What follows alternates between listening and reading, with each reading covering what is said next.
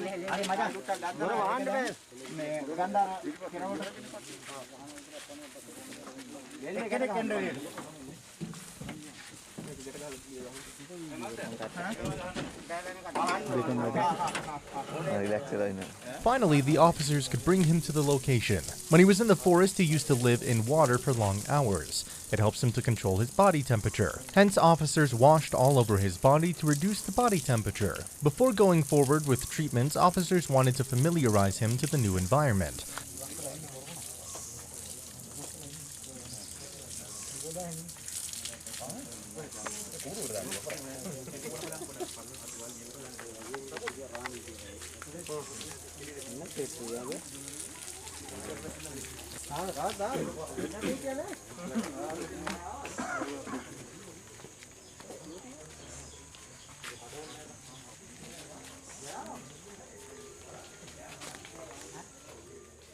Thus, his favorite foods were given, such as pumpkins and watermelon. With that, treatments were begun without delaying any further. First, hydrogen peroxide was applied on the wound as a disinfection agent. Antibiotics, multivitamins, anti-inflammatory painkillers, and all the other necessary drugs were administered to cure the wound by assuming his body weight. Multivitamins were given to boost energy and immunity since the elephant was weak due to lack of food. Antibiotics will boost immunity within the elephant's body to expedite the wound healing process. Antibiotics are usually given intramuscularly, and they will fight against the secondary microbial infections on wounds. Anti-inflammatory will prevent the inflammations and infection to the inner organs. Painkillers will prevent injured or damaged cells, making and releasing prostaglandin. When the cells don't release this chemical, the pain message will not be delivered to the brain quickly or clearly. Ultimately, povidone iodine was used as an antibacterial spray.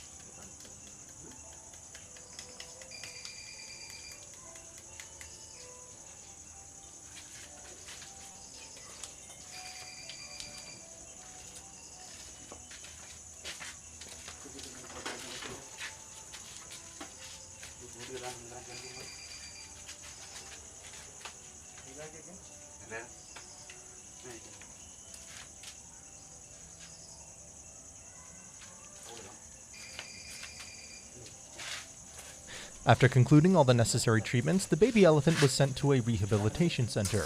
There, the elephant will receive regular antibiotic treatments and its favorite foods until it can survive alone in the forest. Then after, it'll be released back into the forest. It is worth protecting the life of a young elephant. Wildlife team did a great job in order to rescue him.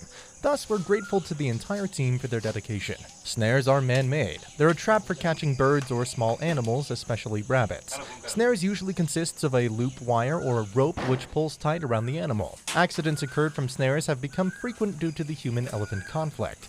In most of the Asian countries, elephants have become a symbolic creature, which connects the history to the present. However, during the recent years, human population was rapidly increased, thus the conflicts became much aggressive. These conflicts can incur an adverse effect for both parties. Records for the last 10 years have witnessed that the number of elephants died from human-elephant conflicts were higher than the number of human beings died. In order to uproot the issue, authorities have come up with a variety of solutions, such as building electric fences, setting up protected areas and ecological corridors, use of acoustic deterrent devices, firecrackers and lights, bonfires, torches and flashlights, translocation, financially compensating the farmers, and conducting awareness sessions. But still, the accidents are frequent. It implies that not only the technical and regulatory factors are enough to resolve these conflicts. The most prominent fact is that the government should raise awareness and calm down the anger of the villagers.